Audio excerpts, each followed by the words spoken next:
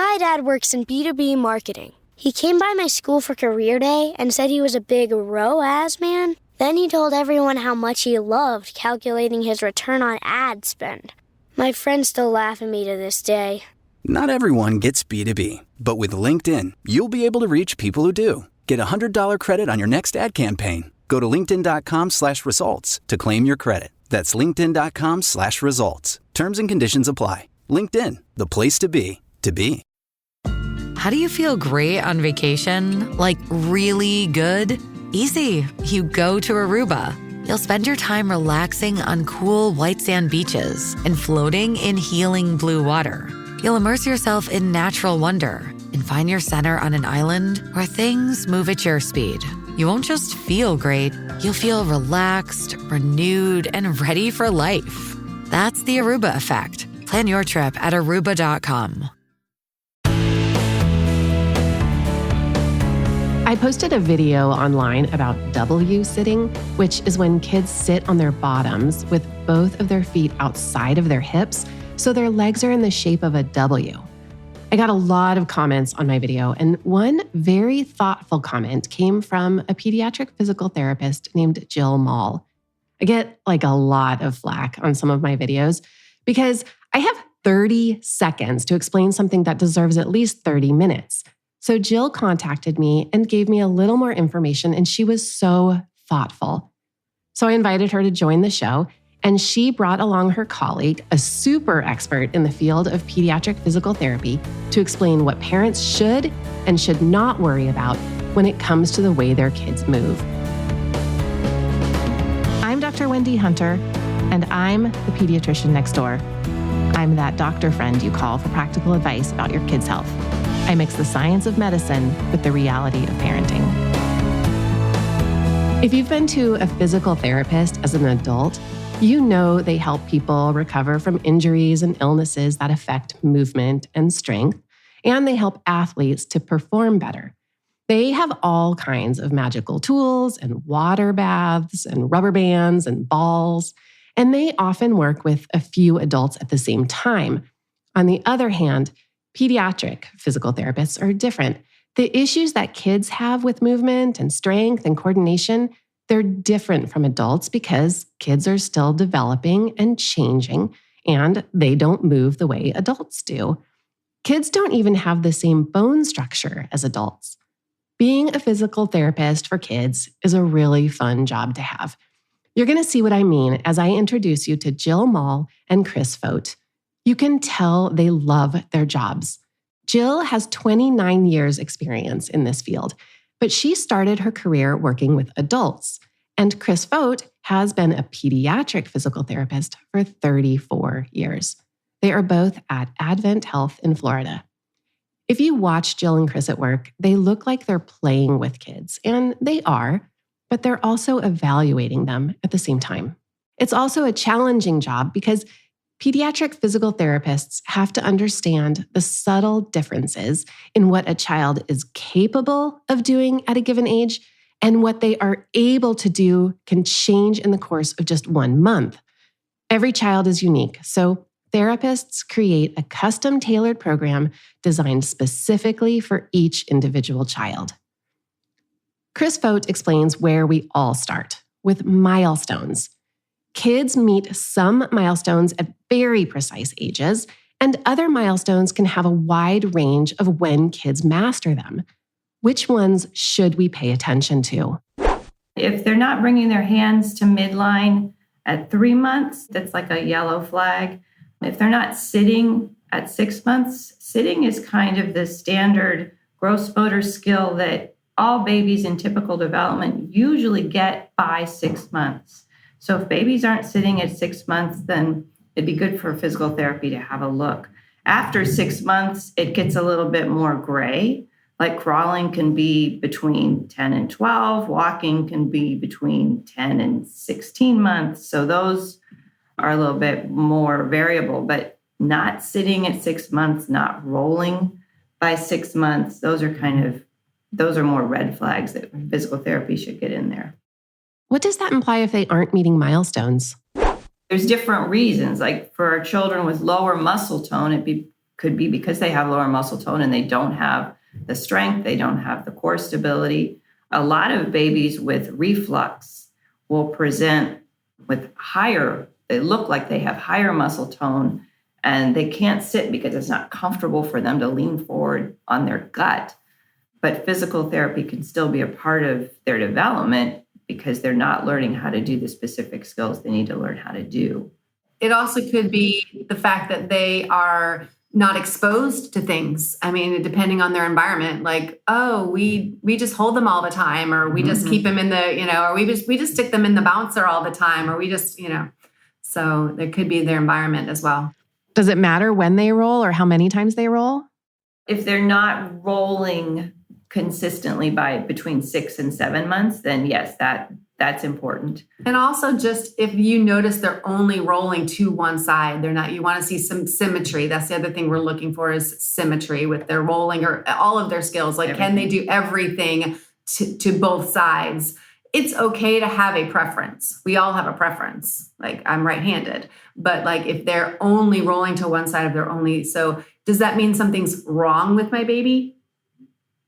I don't know, but it warrants a further look to see what the reasoning is, and can we address those reasons? Is it tightness? Is it weakness? Is it something that we can address and teach the parents to do at home to promote that symmetry? I have had plenty of my patients' parents notice or be concerned about rolling, and we will come back to what to do about that. First, I wanted to get a sense of what other skills or issues might need a closer look. What else should raise a parent's concern? Not walking. That is definitely the biggest concern. And there is there's a wide range of normal for everything. Yet, if there is a concern, unfortunately, the new guidelines came out. You familiar with the new guidelines that up until 18 months is the kind of the cutoff to be concerned about walking? Oh, thank God. Yes. Because I've got so many 16-and-a-half-month-olds that don't walk. I'm like, I think it's going to be okay. But like, I would rather see that child be referred to PT at 16 and a half months, and then instead of them fall through the cracks. And so get the evaluation at 16 and a half months, and maybe there's one or two little small things that the therapist can show the parent to do to promote that walking, and then they're good. So it's the not walking. The average age is around 13 months for walking, average-ish. I mean, there's a very, very wide range, but when the parent is concerned, then it's a great idea to have another set of eyes to say, oh yeah, everything else up to now is normal. It looks like it, but why don't you come back and see us in another 3 months if you still have concerns? And there's different kinds of not walking too. Yeah. Parents look specifically for, can we let go of them and will they walk on their own? So for the kiddos who are 14, 15 months and they're not even pulling up to stand yet, that's a concern. We really want them to be pulling up to stand and cruising along furniture by 12, 13 months, even if they're not feeling confident enough to let go. You'll start to see a theme developing here in terms of what is normal and what is not. Doctors and physical therapists want to see progress. And in the case of those kids who won't take a step on their own but will walk when holding someone else's finger, sometimes that's just the kid's personality. You can tell a kid has a cautious disposition from the way they approach their milestones. And then there are the kids on the other end of the spectrum. Those are those all-out, gung-ho kids who can barely walk, yet they insist on running and climbing on everything. What about those odd toddler runs? Because I think that has a lot to do with loose ligaments and, well, just normal development. But what are the concerns that parents come to you about with toddlers? Toddlers, it is a funny walk. Wide range of normal. Yep. Wide range of normal. Yes. Gross motor scale-wise, they should be jumping by the age of 2. They should have the strength, the coordination, the focus to jump off the floor with both of their feet together around the age of 2, but also 1 year after they start walking. Is it reassuring if a child can jump? Yes. Yes. Yes. Yes. So I'm trying to think of like what of those clumsy, odd toddler walks would we take a little more look at? Like, what are we, like there's so many. Honestly, if they're walking and they're a toddler, I don't think they're not referred to us just because it looks odd. Right. Those kiddos, I'm guessing, we don't get until they're 4 or 5 and they go into school and all of a sudden they realize, oh my goodness, they're having trouble keeping up with their peers in PE. And then it might turn out they have some mild coordination challenges. But at the age of 2, if they're up and walking and running, unless they have one side that's really behind the other side, we usually don't get referred. Or if they're walking on their toes. If they're walking on their toes, we see them. I think that the moral of the story, though, is that they're called toddlers for a reason because they toddle.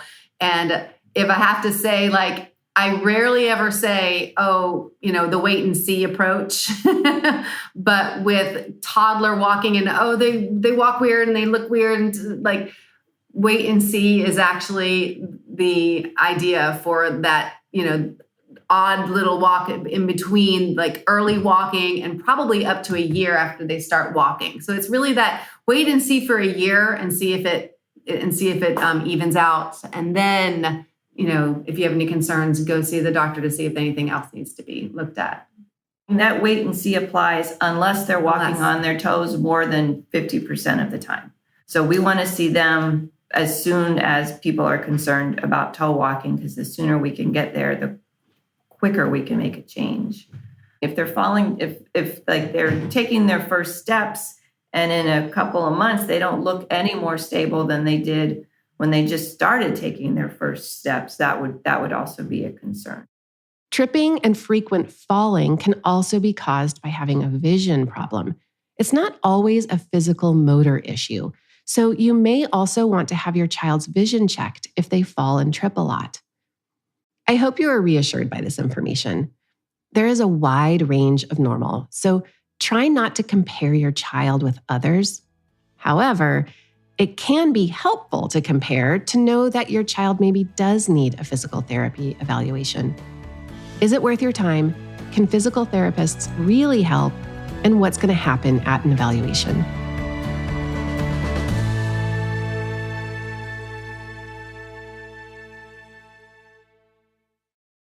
Nearly 1 in 3 kids deal with constipation and pooping problems. Their little guts are overwhelmed by factors like poor diets and antibiotic overuse. One of the best ways to help support digestion and their immune system is by adding prebiotics to their daily routine.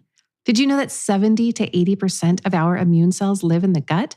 A happy gut means a healthy kid, and prebiotics help feed and increase good gut bacteria in your kiddo's microbiome. In partnership with nutrition scientists and pediatricians, Begin Health created daily growing up prebiotics. It's the perfect prebiotic with 3 grams of fiber in every serving to support smoother and softer number 2s, so potty time is smoother for the whole family. My patients tell me they love this tasteless and textureless powder because it mixes into their kids' favorite drink or food, making it easy to give to even picky eaters. Visit beginhealth.com today and get 25% off your order with my promo code NEXTDOOR, NEXTDOOR. Predictable potty time and the perfect poop is possible with Begin Health Daily Growing Up Prebiotics.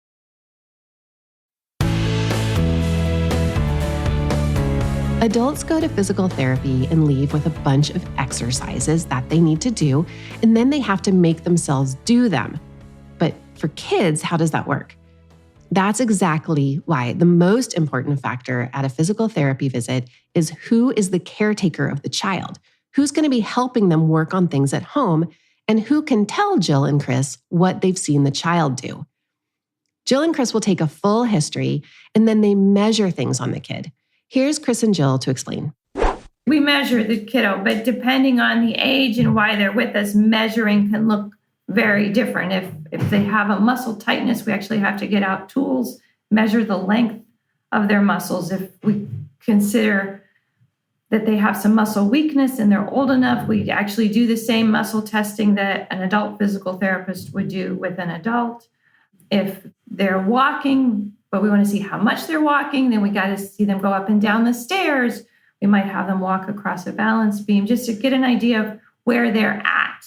For every child, there are certain specific criteria and specific activities that we do with them or have them do, such as just like we were talking about, if they are 6 months old, we have them see if they can go on their tummy with their hands, push up on their hands. If they are 2, we see how they go up and down stairs, but there's a list of 20 things. But so then during that period of time, we're taking data and we are seeing the overall picture of what they can do. And we're watching the whole time. We are looking to see, do they have muscle tightness? What is their range of motion like with all of these activities? Is there symmetry?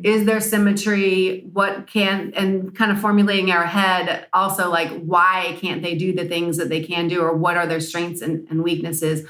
But what it looks like during this evaluation is that we're playing with the baby and playing with the child. It's great. Always toys. Lots of toys, lots of bubbles, etc. Yes.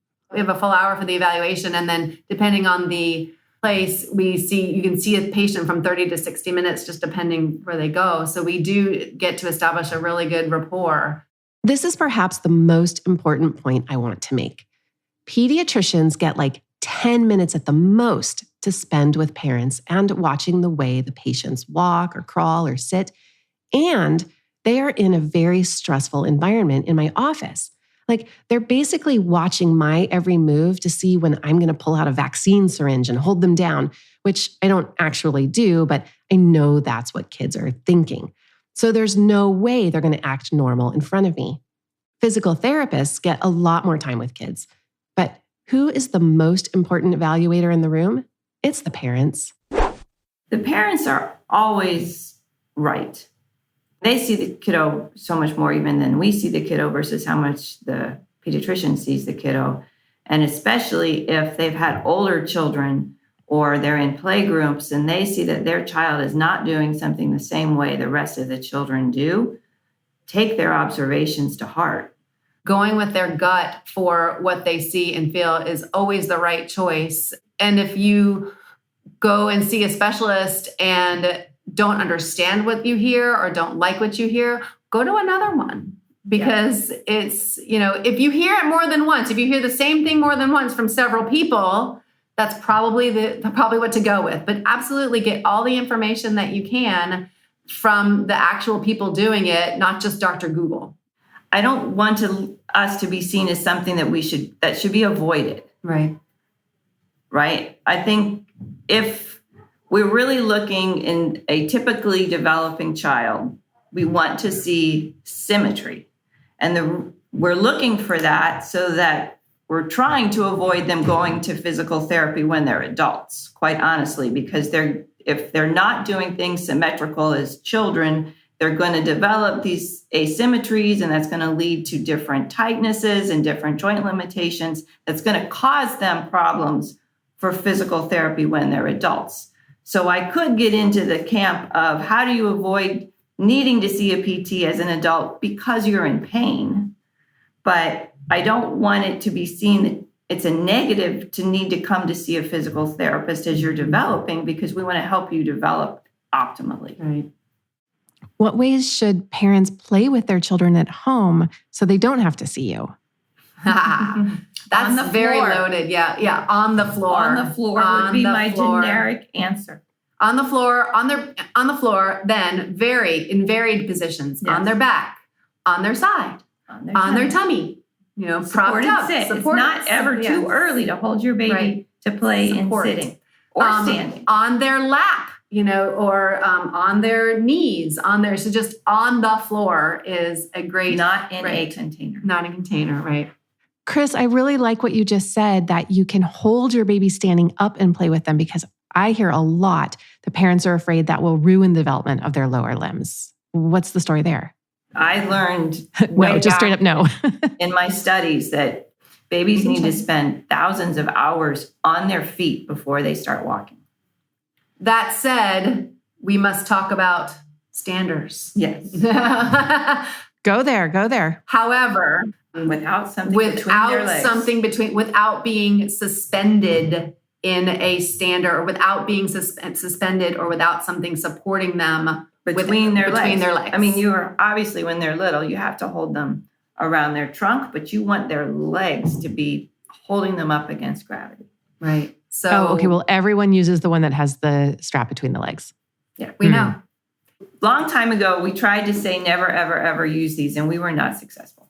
So what I try to tell parents now is that's fine as long as their hips and knees are bent a little bit. They don't have to sit, but I don't want the sling to be supporting the weight of their body. And then especially for them, if it's rising them up onto their toes, then we're even beyond. Right, because it promotes toe walking, it promotes standing on their toes, it promotes all this extension, low back pain, et cetera. So like going from that standard exerciser type. So we say, okay, if you must use it to cook your dinner, or if you must use it, then 20 minutes a day. And usually, I don't recommend it even before the age of 6 or 7 months because of their hip development. They're not ready even to be suspended before 7 months, before they're at least sitting up.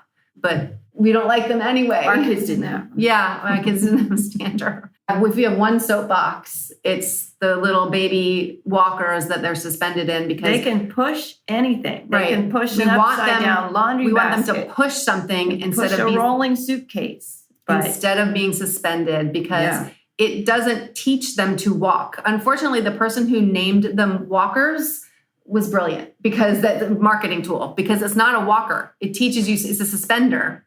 And so, well, it is a walker. It's not teaching you walking. Right, it's teaching you to be suspended. And it's teaching them that, if I lose my balance, this external thing will catch me. And if all I have to do is be suspended and move my legs. So it doesn't promote walking, unfortunately. There is a benefit to letting kids fall. Figuratively speaking, we always talk about how letting kids fail makes them mentally stronger and more resilient. But literally falling has benefits too. That's how kids learn balance and coordination. The best thing to have is a play yard to keep them safe, but to give them room to roll and move. You want to let babies play on the floor. Free play is the key to developing their strength and mobility. However, there is a role for baby walkers and such. To be anti-baby walker, flip side of that is we have a kiddo with Down syndrome, or we have a kiddo with cerebral palsy who at 12 months is not able to be off the floor unless something is suspending them, then absolutely, yes, we will use them. Yes, yeah. But then it's almost like an orthotic. It's a support mechanism for them, for someone who has low tone, right? Yeah, that's a good way. It's therapeutic.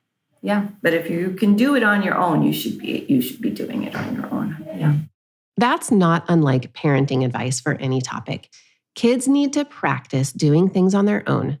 When it comes to developing their physical abilities, look for toys and activities that they can manipulate and explore, not things that do something for them. And then let them play on the floor as much as you can, starting with lots of tummy time when they are newborns. Jill, Kris, and I finish up our conversation on the next episode when we talk about some of the specific issues and treatments that physical therapists can help with, including torticollis. That's when they have unequal neck stiffness, and that can cause a flat head. We also talk about unequal crawling, toe walking, pigeon foot walking, and other things you might be worried about. For more from the Pediatrician Next Door, find me on the web at pediatriciannextdoorpodcast.com. If you've got a question about the weird things kids do, send an email to hello@pediatriciannextdoorpodcast.com for a chance to hear your voice on the show. I'm Dr. Wendy Hunter, and I'm the Pediatrician Next Door. This show is produced by Red Rock Music. Make sure to subscribe and leave a review wherever it is you're listening. I'll be back next time with more.